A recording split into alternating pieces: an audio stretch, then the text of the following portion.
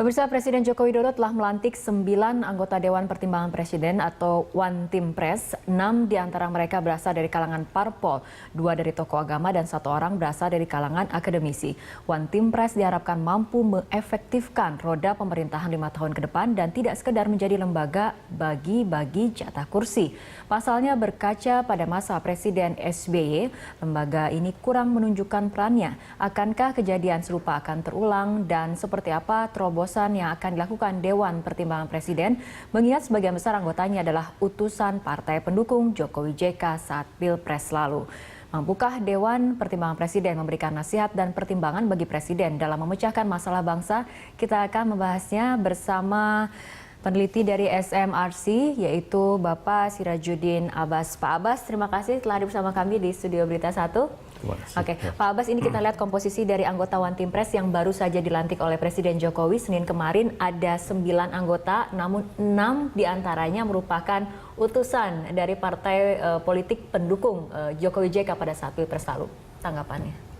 Tidak terlalu mengherankan, karena memang saya kira yang harus dimengerti adalah dalam mungkin 2-3 bulan pertama kekuasaan Pak Jokowi di institusi kepresidenan, yang dia lakukan adalah sebetulnya berusaha mengkonsolidasi institusi kepresidenan itu sendiri.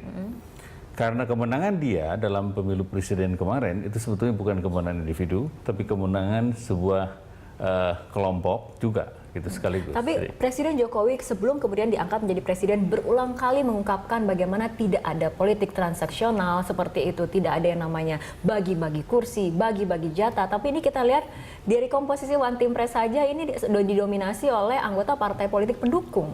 Ya betul, makanya retorika kampanye kemarin bahwa transaksi itu transaksi di awal, karena yang disebut itu sebetulnya ada negosiasi di awal sebelum bekerja. Ini mungkin harus dijelaskan oleh Presiden sendiri ya. Tidak ada politik transaksi di awal, tapi pada saat masa pemerintahan. Ya, faktanya begitu. Memang di awal tidak ada negosiasi karena mereka tidak ada negosiasi bagi-bagi kursi maksudnya. Tapi faktanya dia harus juga realistis bahwa kemenangan kemarin dalam pemilu presiden itu bukan kemenangan individual, tapi kemenangan sebuah kelompok koalisi besar yang mendukung Jokowi. Tidak hanya partai pengusungnya, PDIP, PKB, Nasdem, PKPI, dan Hanura, tetapi juga yang non-partai. Di situ ada relawan dengan berbagai kelompoknya, lalu ada juga mungkin donor yang mensupport para relawan dan partai-partai. Tapi ini seperti gambaran bahwa idealisme melawan realitas partai politik, ini ternyata idealisme kalah seperti itu.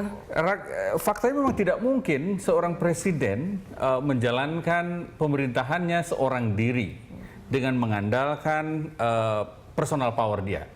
Karena faktanya ini adalah sebuah kemenangan kelompok politik bersama jadinya. Oleh sebab itu yang dia lakukan dari mulai penunjukan anggota kabinet sampai yang kemarin penunjukan One Team Press adalah usaha dia untuk mengkonsolidasikan koalisi besar itu.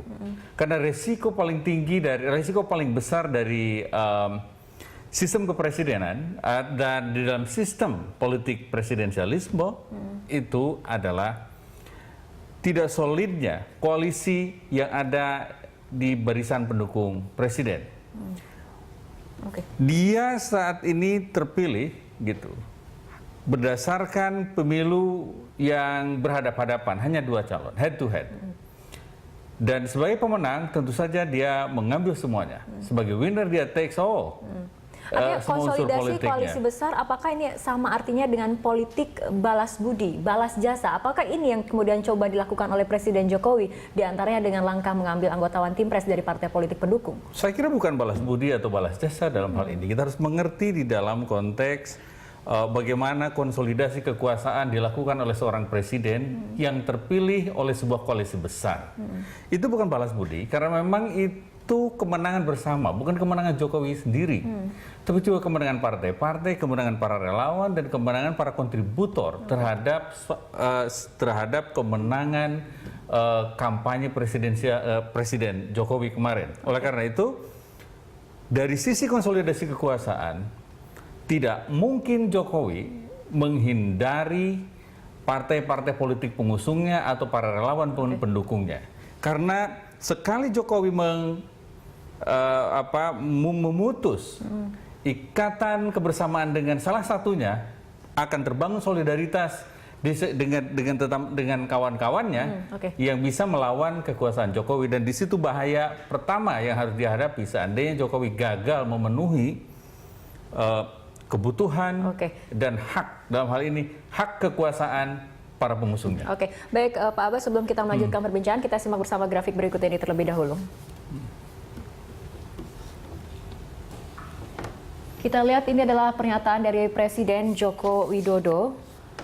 Kalau saya bagi-bagi kursi, ya sudah menang dari kemarin. Ini berdasarkan koran jakarta.com di Oktober 2014.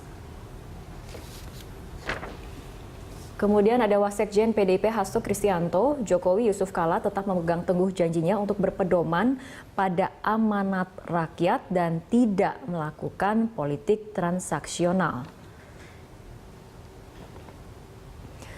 Deputi Tim Transisi Andi Wijayanto mengatakan tidak ada politik transaksional dalam kabinet Jokowi Yusuf Kala, pasti ditutup kemungkinan tidak ada transaksional.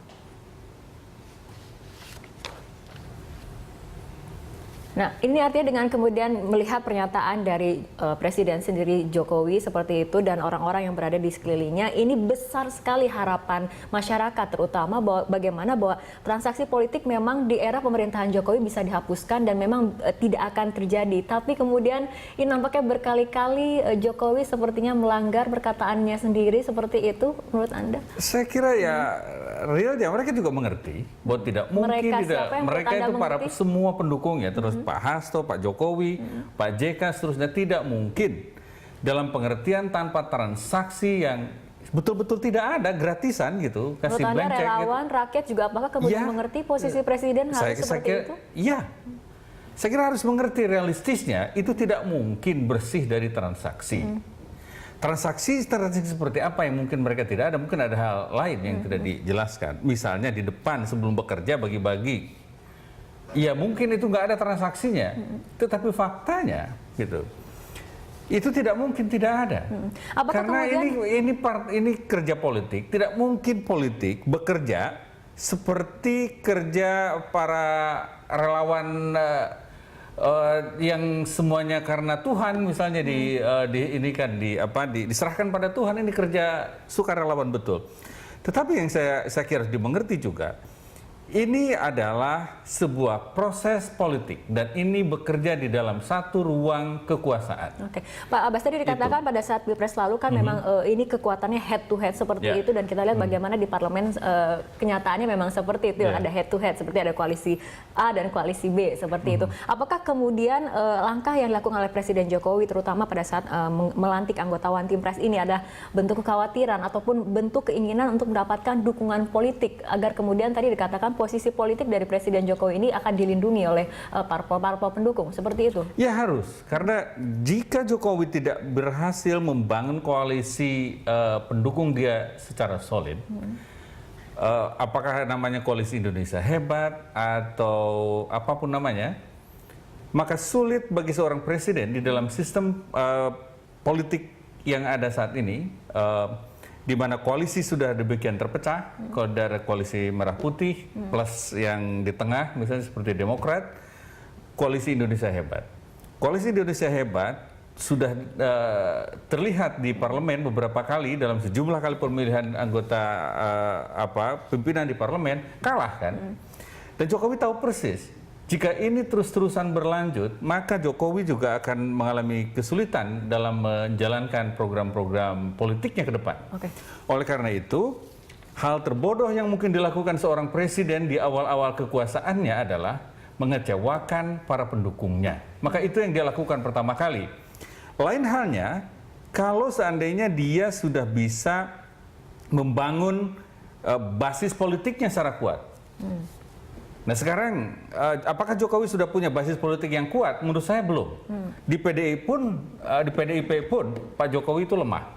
Artinya Masih memang berhadapan dengan Ibu Mega. ini salah satu strategi untuk memperkuat basis politik, dan menurut Anda basis politik presiden saat ini masih sangat lemah? Masih sangat lemah, dan itu yang dia lakukan adalah membangun kekuatan politik untuk dia sendiri supaya dia lancar menjalankan tugas Pemerintahannya. kepresidenannya. Pak Mas, kita akan lanjutkan perbincangan, tapi kita ikuti jeda berikut terlebih dahulu.